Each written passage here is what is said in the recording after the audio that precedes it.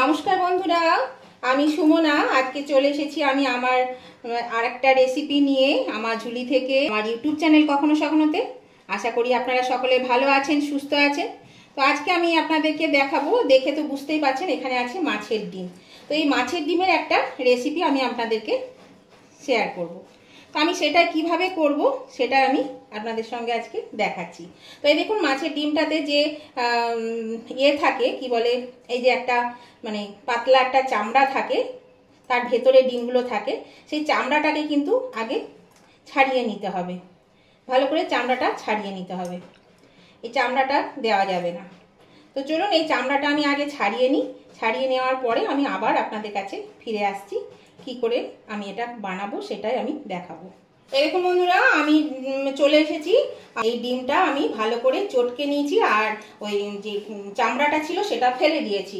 তো আমি আজ কি বানাবো সেটাই আমি আপনাদের সঙ্গে দেখাচ্ছি, চলুন। তো প্রথমে আমি দিয়ে দিয়েছি এখানে 2 টেবিল স্পুন মতো বেসন, আর দিয়ে দেব একটু কাঁচা লঙ্কা কুচি, দিয়ে দেব পরিমাণ মতো একটু নুন।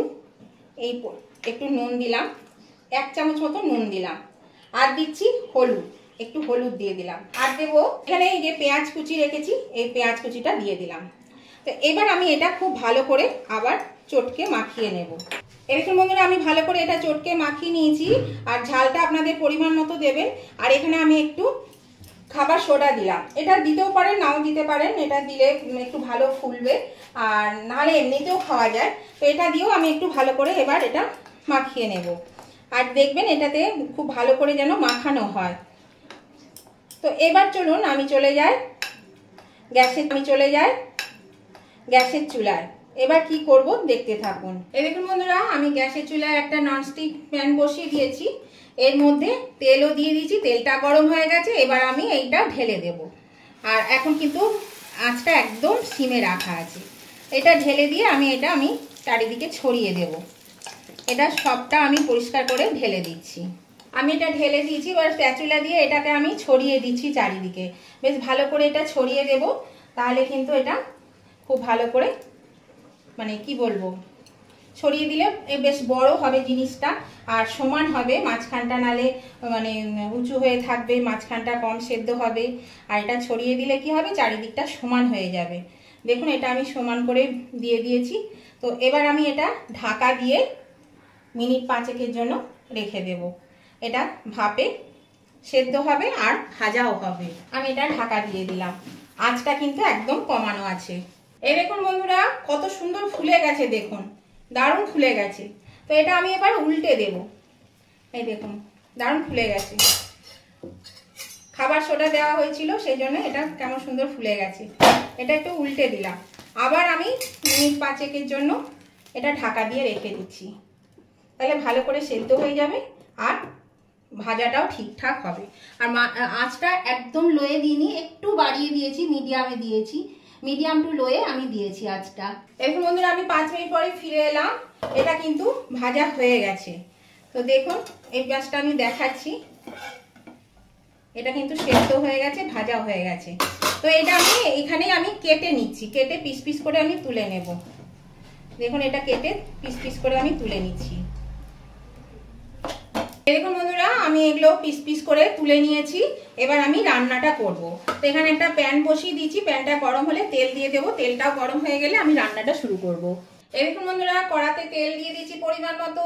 তেল গরম হয়ে গেছে। এবার আমি ওখানে ফোড়নে দিয়ে দিচ্ছি 2 টুকরো তেজপাতা, একটা বড় শুকনো লঙ্কাকে 2 টুকরো করে নিচ্ছি, আর 1/2 চামচ দিয়ে দিচ্ছি সাদা জিরে। আর এর মধ্যে একটু দিয়ে দেবো, আগে একটু হলুদ দিয়ে দেবো, তাহলে পরে কিন্তু মশলাপাতিগুলো ছিটকাবে না, সেই জন্য একটু হলুদ দিয়ে দিচ্ছি। আর দিয়ে দিচ্ছি একটু নুন, একটু নুন দিয়ে দিলাম। দেখুন এটা কিন্তু ভাজা হয়ে গেছে। গ্যাসটা একটু বাড়িয়ে দিলাম। দিয়ে দেব এখানে 2 টেবিল স্পুন আমি পেঁয়াজ বাটা নিয়েছি, পেঁয়াজ বাটাটা দিয়ে দিলাম। বাটাটা দিয়ে আমি একটু নেড়ে চেড়ে নেব। আজটা আমি মিডিয়ামে দিলাম। আর এখানে 1 চা চামচ রসুন বাটা নিয়েছি, রসুন বাটাটাও আমি দিয়ে দিলাম। এটা দিয়েও আমি একটু কষিয়ে নেব। কাঁচা পেঁয়াজ আর রসুনের গন্ধটা চলে যাওয়া অবধি। এখানে নিয়েছি 1 চা চামচ আদা বাটা, এটাও আমি এর মধ্যে দিয়ে কষিয়ে নেব। মশলা যত কষাবেন বন্ধুরা তত কিন্তু রান্নার টেস্ট হবে, তত স্বাদ হয় রান্নার। মশলাটা কষানো হয়ে গেছে, তেল ছাড়তে শুরু করেছে। এর মধ্যে দিয়ে দিচ্ছি 1 চামচ জিরে গুঁড়ো, 1 চামচ ধনে গুঁড়ো, 1 চামচ কাশ্মীরি লঙ্কা গুঁড়ো কালারটা হওয়ার জন্য। এর মধ্যে দিয়ে দিচ্ছি সামান্য একটু জল, নাহলে কিন্তু মশলাগুলো পুড়ে যাবে, সেই জন্য একটু জল দিয়ে দিলাম। দিয়ে দিচ্ছি এখানে dark soya sauce 1 table spoon, দিয়ে দিচ্ছি টমেটো সস 3 টেবিল স্পুন। অবশ্যই একটু চিনি দিতে হবে, 1 চা চামচ চিনি, এটা আপনাদের স্বাদ অনুযায়ী দেবে। আর দিয়ে দিচ্ছি কাঁচা লঙ্কা বাটা ঝাল অনুযায়ী। আমি এখানে 1 চা চামচ নিচ্ছি, আপনারা আপনাদের ঝাল অনুযায়ী কাঁচা লঙ্কা বাটা বা শুকনো লঙ্কা গুঁড়ো দিতে পারেন। এবার আমি এটা একটু ভালো করে কষিয়ে নেব। দেখুন বন্ধুরা, তেল ছাড়তে শুরু করেছে আর মশলাটা বেশ ভালো কষানো হয়ে গেছে।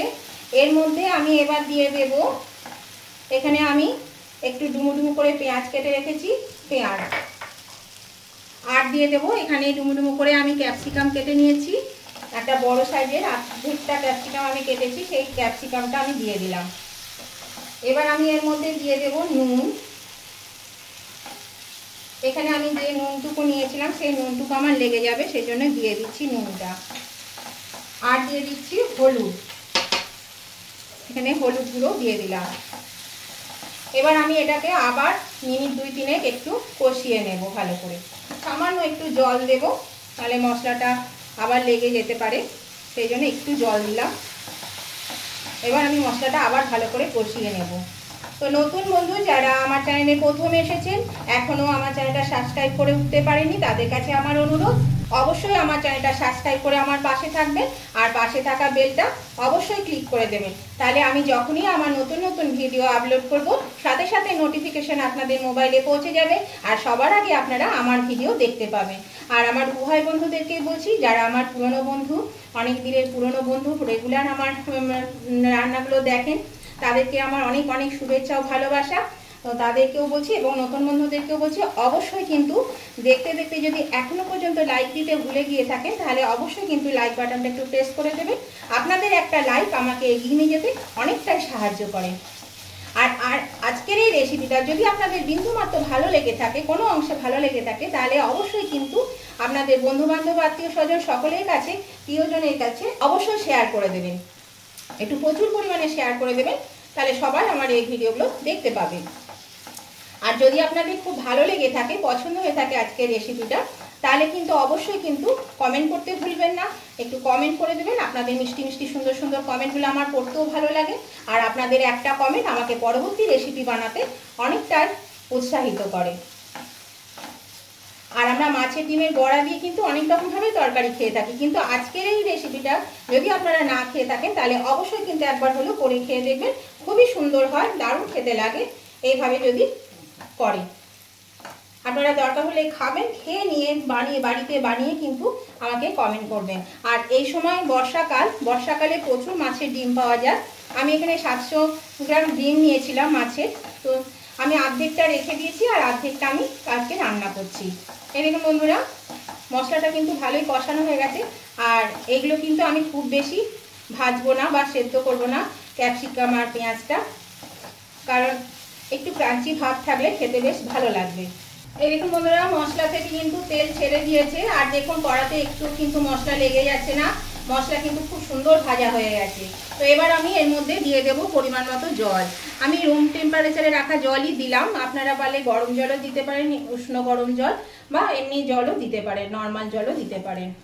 আমি এখানে পরিমাণ মতন একটু জল দেব, জলটা বেশি লাগবে কারণ বড়াতে কিন্তু পুরো গ্রেভিটা টেনে নেবে, জলটা টেনে নেবে। দেখুন বন্ধুরা, গ্রেভিটা ফুটতে শুরু করে দিয়েছে, টকবক করে গ্রেভিটাও ফুটছে। এবার আমি এর মধ্যে আমি যে ডিমের বড়াগুলো করে রাখলাম এইগুলো দিয়ে দেব।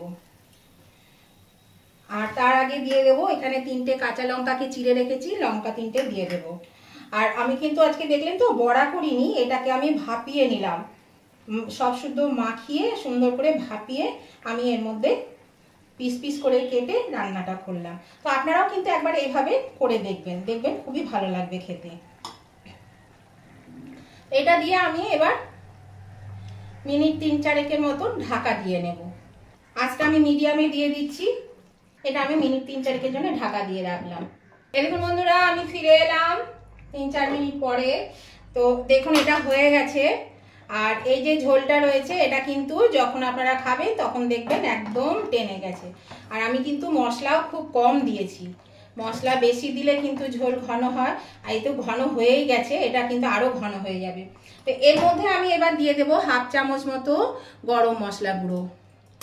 আর একটা জিনিস দেব যেটা দারুণ সুস্বাদু হয়ে যাবে, দ্বিগুণ স্বাদ বেড়ে যাবে, সেটা হচ্ছে আমার বাড়ির গাছে গন্ধরাজ লেবুর রস। এখানে 1 টেবিল চামচ আমি রস দিয়ে দিলাম।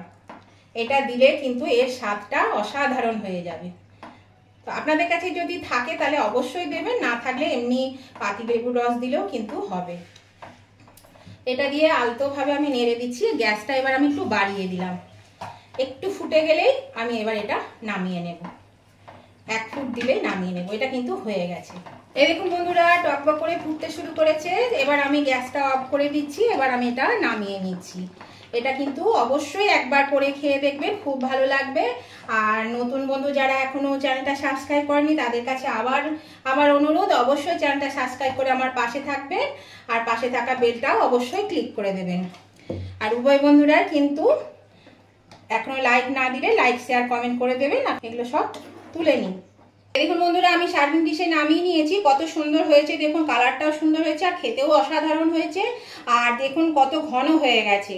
এটা কিন্তু বেশ ঘন হয়ে গেছে, বললাম না ঘন হয়ে যাবে। দেখুন কত ঘন হয়ে গেছে। তো এইভাবে অবশ্যই একবার করে খেয়ে দেখবেন, আমার মনে হয় আপনাদেরও খুব ভালো লাগবে খেতে। আমরা ডিমের বড়া অনেক রকম ভাবে রান্না করে থাকি, তবে এইভাবে যদি না করে থাকেন তাহলে অবশ্যই একবার এইভাবে করে দেখুন, আপনাদেরও খুব ভালো লাগবে খেতে। তো এই আবার নতুন ধরনের ভিডিও নিয়ে পরবর্তী দিনে চলে আসবো। আজকের মতন আমি ভিডিওটা এখানেই শেষ করছি। Tata, bye bye.